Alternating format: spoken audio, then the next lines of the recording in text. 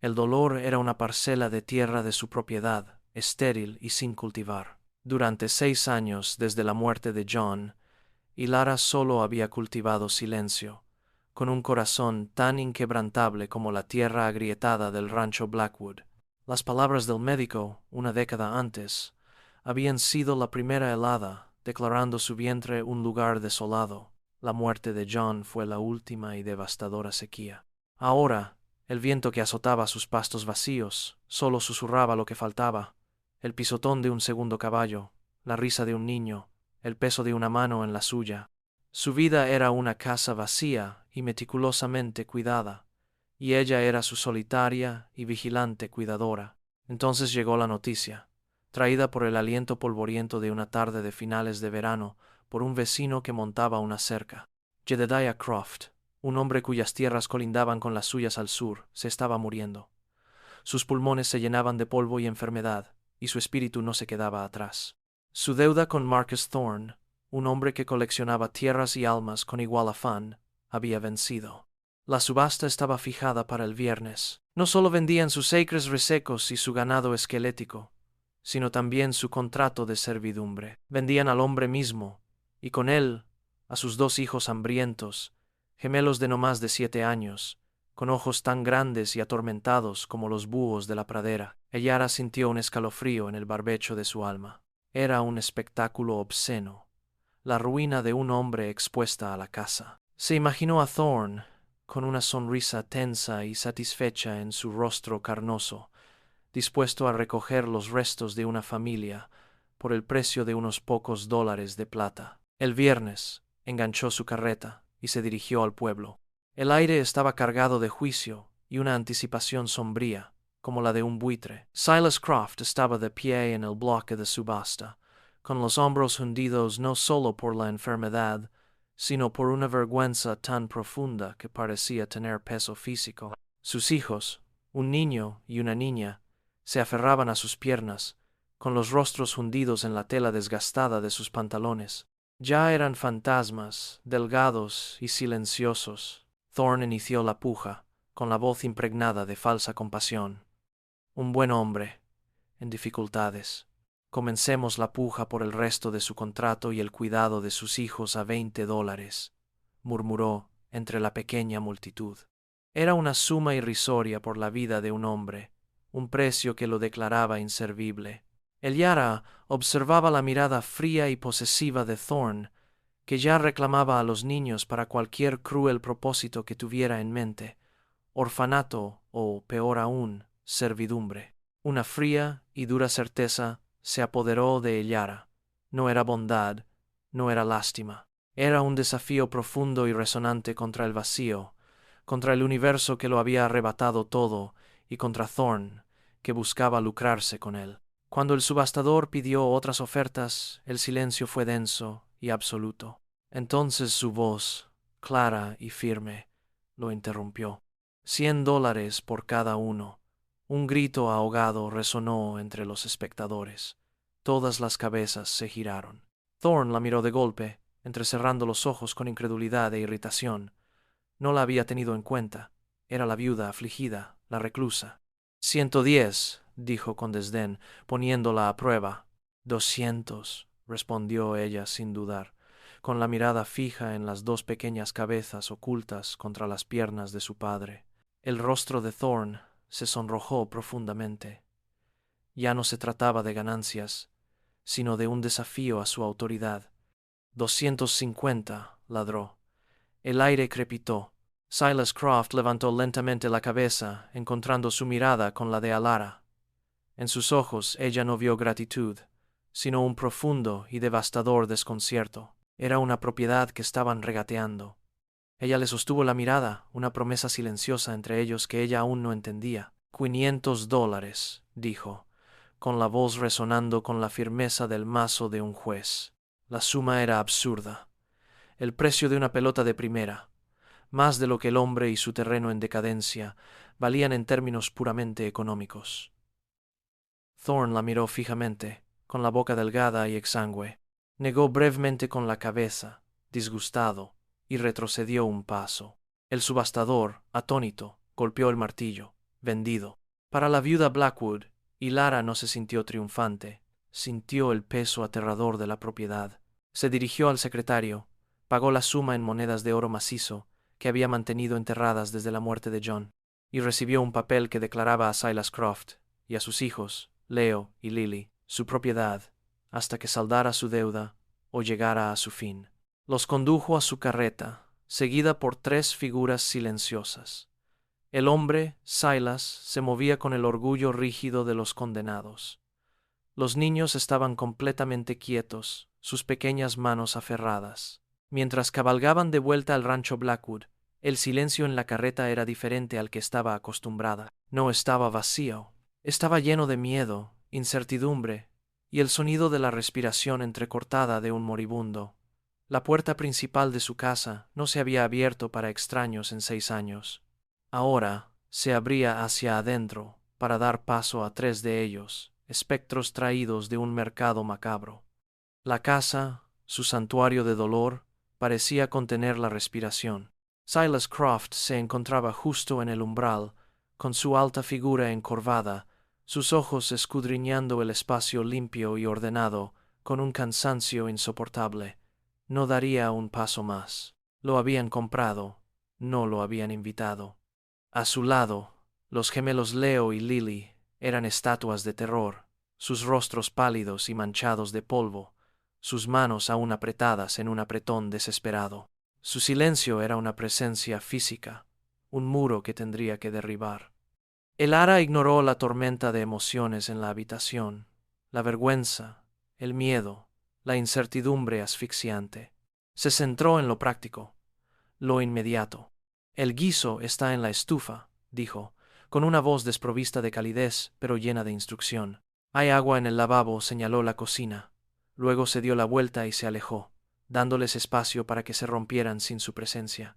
Desde el pasillo, escuchó, el roce de una silla, el tintineo de una cuchara contra un cuenco.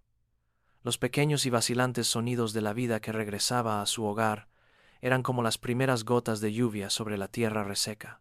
Más tarde, encontró el lavabo limpio y ordenado, junto al fregadero. Los niños dormían sobre una alfombra trenzada junto a la chimenea fría, acurrucados como cachorros, con el hambre finalmente saciada en un sueño profundo y exhausto. Silas estaba de pie junto a la ventana, contemplando la tierra bañada por la luna que ahora era su prisión. Su tos resonó en la silenciosa habitación, un sonido profundo y estridente como piedras en un pozo seco. Ella se acercó a él no como una salvadora, sino como una propietaria. «¿Estás enfermo?», dijo, no preguntó. Él se estremeció, pero no se giró. «Es solo una tos, es más que una tos», replicó ella, con un tono inapelable. «Dormirás en la habitación de invitados. Los niños pueden quedarse junto al fuego», se giró finalmente. Y a la tenue luz de la luna ella vio la magnitud de su desesperación. No era la mirada de un sirviente, sino la de un rey que había perdido su reino. «¿Por qué?», preguntó con un susurro ronco. «¿Por qué hiciste esto?». Ella no tenía respuesta, ninguna que pudiera expresar. «Porque los ojos de tus hijos me recordaron un vacío que llevo dentro, porque su crueldad era un reflejo de mi propia amargura solitaria, porque no podía soportar el silencio ni un día más». En cambio, ella le dio la única verdad que se sentía sólida. Thorne no habría sido muy amable si le hubiera dejado un frasco de su propio ungüento de hierbas junto a su cama, una potente mezcla para los pulmones que solía prepararle a John. Era un acto de cuidado, no de ternura. O eso se dijo a sí misma. Los días siguientes se convirtieron en una rutina rígida, y Lara se levantaba antes del amanecer, atendiendo sus quehaceres. Silas, a pesar de su respiración entrecortada, se levantaba con ella. Su orgullo se negaba a permitirle estar ocioso. Reparó una cerca rota, con manos torpes, pero decididas. Afiló herramientas que se habían desafilado por el desuso. Torpe pero decidida. Afiló herramientas que se habían desafilado por el desuso. Nunca hablaba a menos que le hablaran. Los niños seguían siendo sus sombras silenciosas, pero lenta e imperceptiblemente comenzó un deshielo.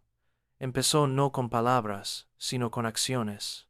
Una mañana, Hilara encontró un pequeño nido de pájaro, perfectamente formado en la barandilla de su porche, un frágil regalo de Leo. Otra tarde, mientras amasaba pan, sintió un pequeño tirón en su delantal. Era Lily, con los ojos abiertos, sosteniendo una vibrante flor silvestre de la pradera.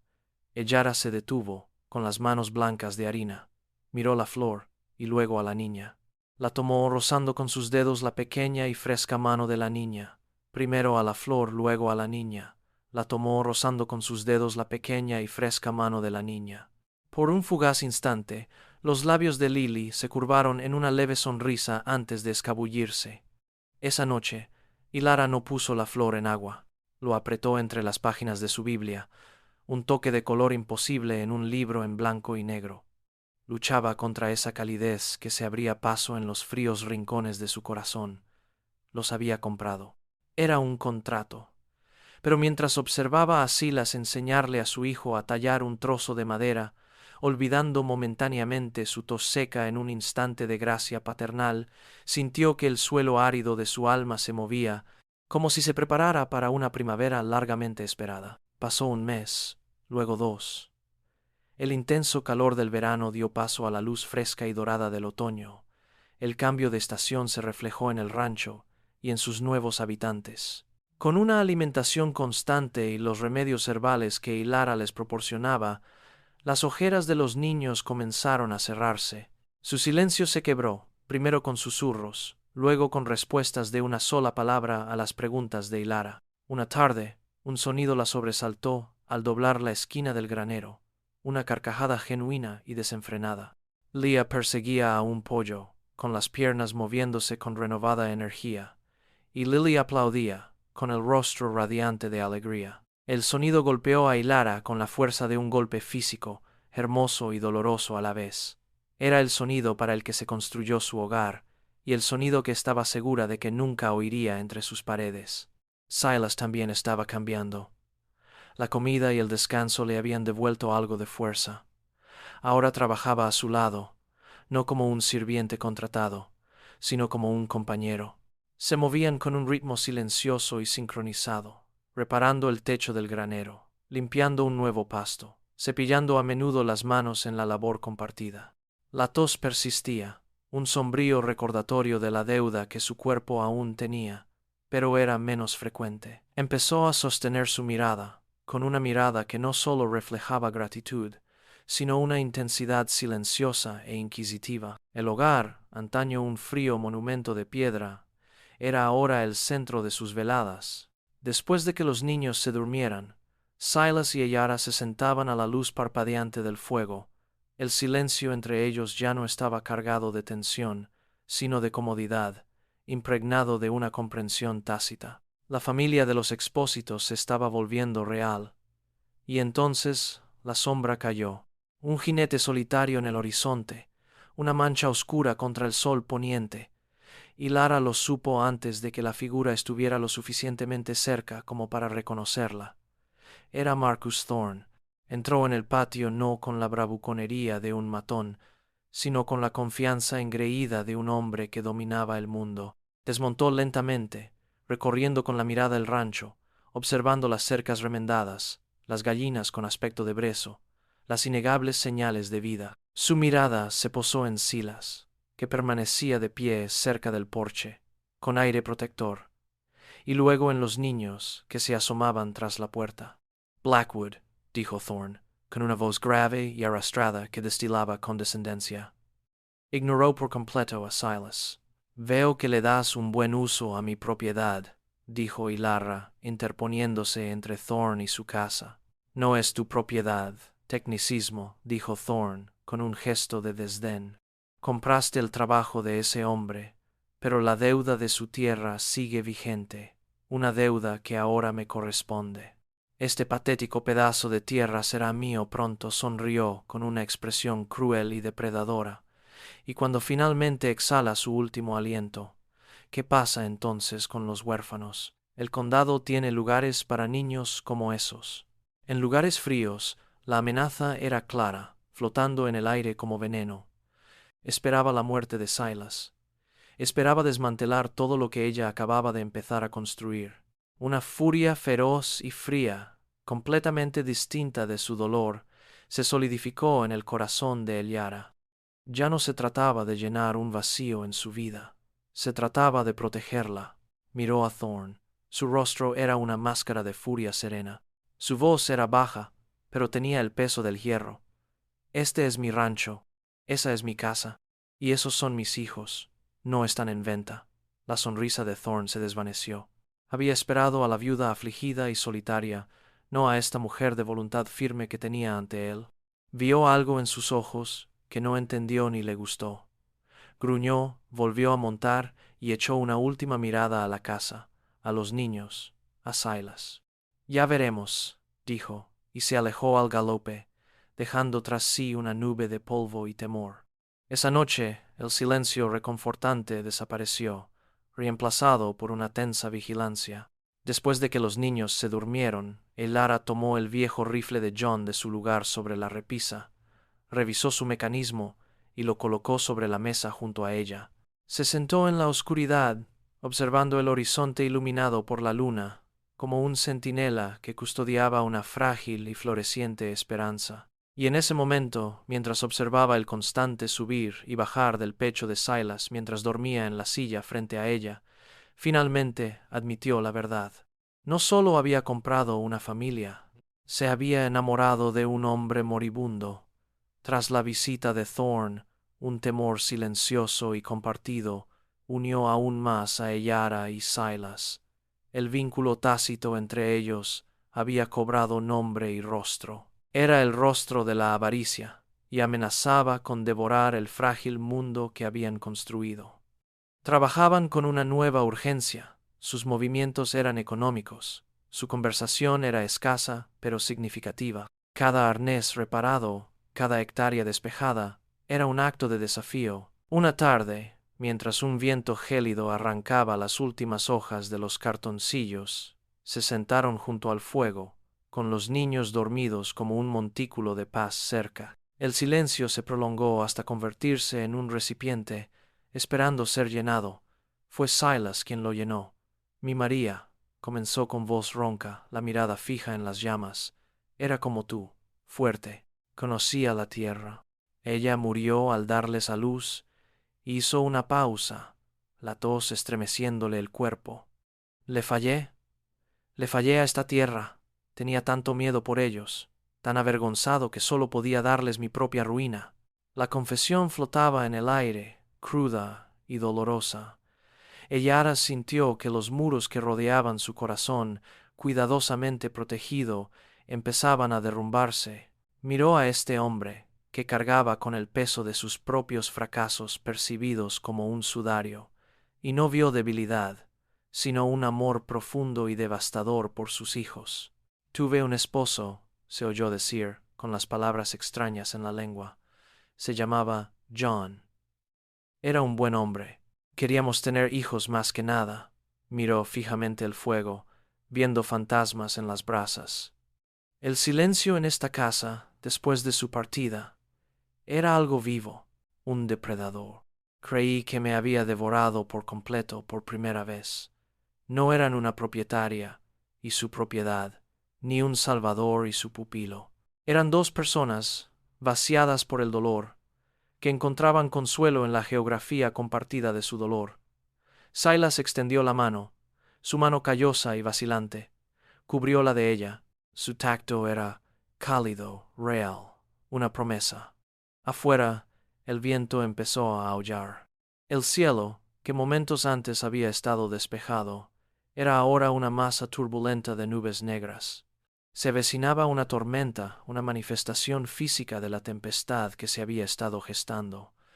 Golpeó el rancho con furia bíblica. La lluvia azotaba las ventanas como puñados de grava, y el viento aullaba como un alma en pena. La casa crujió bajo el asalto. Leo y Lily despertaron gritando de miedo, y Elara los llevó a la chimenea, envolviéndolos en mantas y con su firme presencia. A través del estruendo de la tormenta, lo oyó, el ladrido del perro, frenético y agudo, luego el astillamiento de la madera proveniente de la cerca exterior. Silas se puso de pie al instante. Sus ojos se encontraron con los de ella. Ambos lo supieron. Thorn había usado la protección de la tormenta. La puerta principal se abrió de golpe, estrellándose contra la pared, y Marcus Thorn estaba allí, flanqueado por dos hombres de aspecto rudo, todos empapados y endurecidos por la lluvia y sus crueles intenciones. «La tierra es mía, viuda», bramó Thorn al viento. «He venido a cobrar», pero Hilara ya no era solo la viuda. Silas ya no era solo el ranchero moribundo. Eran una fortaleza. Lo que sucedió a continuación no fue una gran batalla, sino una ráfaga de acción desesperada y primaria. Silas, olvidando su enfermedad en un torrente de adrenalina, agarró un pesado atizador de hierro de la chimenea. Se enfrentó al primer hombre, con un rugido de pura furia protectora. Hilara empujó a los niños aterrorizados tras ella. Arrebató el rifle de la mesa y lo apuntó. El mundo se redujo a la vista al final del cañón, al rostro conmocionado y furioso de Thorn. Un disparo atravesó el rugido de la tormenta. Uno de los hombres de Thorn se desplomó en el suelo. El otro, al ver la absoluta certeza en los ojos de Hilara y la ferocidad en la defensa de Silas, dudó. Esa vacilación le costó caro. Silas descargó el atizador con una brutal y decisiva espina de arco, y su cobarde plan se desmoronó. Miró con incredulidad a Hilara y a los hombres caídos. No vio miedo en ella, solo la promesa de una tumba. Se dio la vuelta y huyó hacia la tormenta aullante, una patética retirada hacia el caos que había desatado. Tan repentino como empezó, terminó. La casa era un destrozo de madera destrozada y un silencio gélido. El único sonido eran los gemidos de los niños y los jadeos entrecortados y dolorosos de los pulmones de Silas. La tormenta exterior comenzó a amainar. Su furia se había disipado. Hilara bajó el rifle, con el cuerpo tembloroso, y se acercó a Silas, quien estaba apoyado contra la pared, con el atizador resbalándose de sus manos. La batalla estaba ganada, pero el precio estaba grabado en su rostro. El amanecer que amaneció tras la tormenta fue prístino y tranquilo. El aire, limpio por la lluvia, olía a tierra mojada y a nuevos comienzos. Los cuerpos de los hombres de Thorn habían desaparecido, atendidos en las sombrías y silenciosas horas previas al amanecer, una última coreografía de samba interpretada por Hilara y un vacilante Silas. Habían enterrado la violencia, pero su fantasma permanecía. Permanecía en el marco astillado de la puerta, y en la tos profunda y estridente que ahora atormentaba sin piedad el cuerpo de Silas. La batalla había agotado sus últimas reservas, quemando la frágil fuerza que había reconstruido con tanto esmero. Él lo sabía, Hilara lo sabía. La victoria había sido pírrica, ya no habría más luchas contra enemigos externos. La batalla final se libraría dentro de los muros del hogar que habían defendido, contra un enemigo invencible. Era una batalla contra el tiempo. Sus días adquirieron un ritmo nuevo y conmovedor. Ya no intentaban construir un futuro, sino un legado. Cada momento se volvió precioso, impregnado de un amor silencioso y desesperado. Silas, aunque debilitado, pasaba las horas con Leo y Lily. Se sentaba en el porche, respirando con dificultad, y le enseñaba a Leo a leer las nubes y predecir el tiempo. Le enseñó a Lily a trenzar tiras de cuero para formar una cuerda resistente, mientras sus manos grandes y torpes guiaban las pequeñas y ágiles de ella.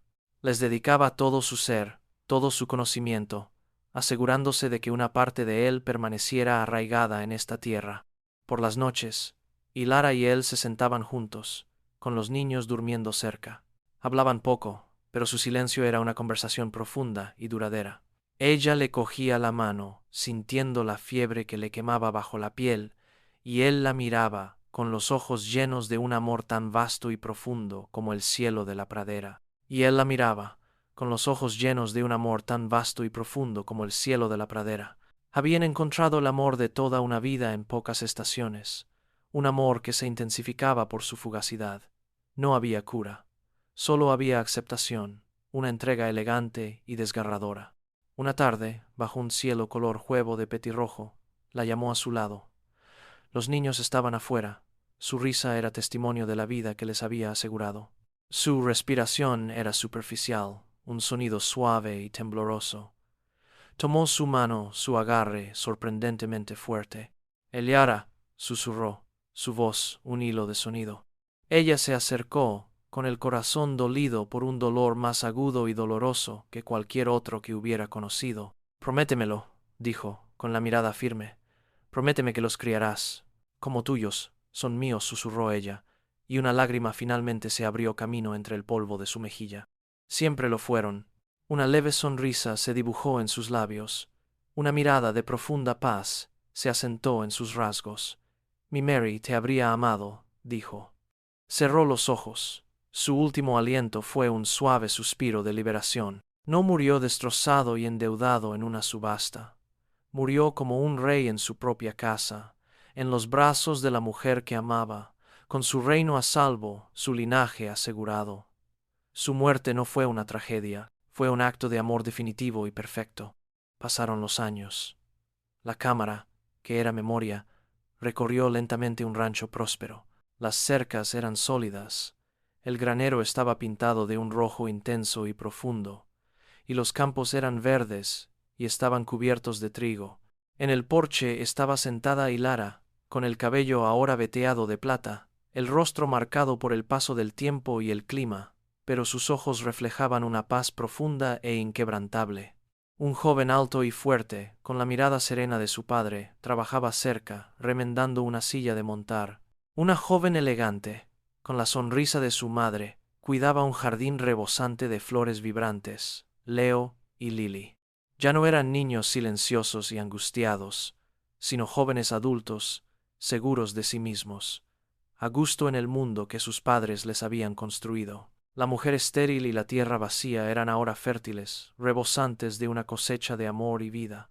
Mientras el sol comenzaba a ocultarse en el horizonte, tiñendo el cielo de tonos dorados y rosados, se reunieron los tres en el porche.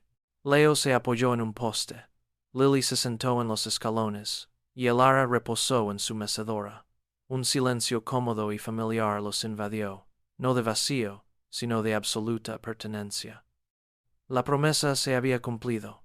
El dolor se había convertido en un jardín. Eran una familia, recortada contra el sol poniente, un testimonio del hecho de que el amor, una vez plantado, podía recuperar incluso las tierras más desoladas.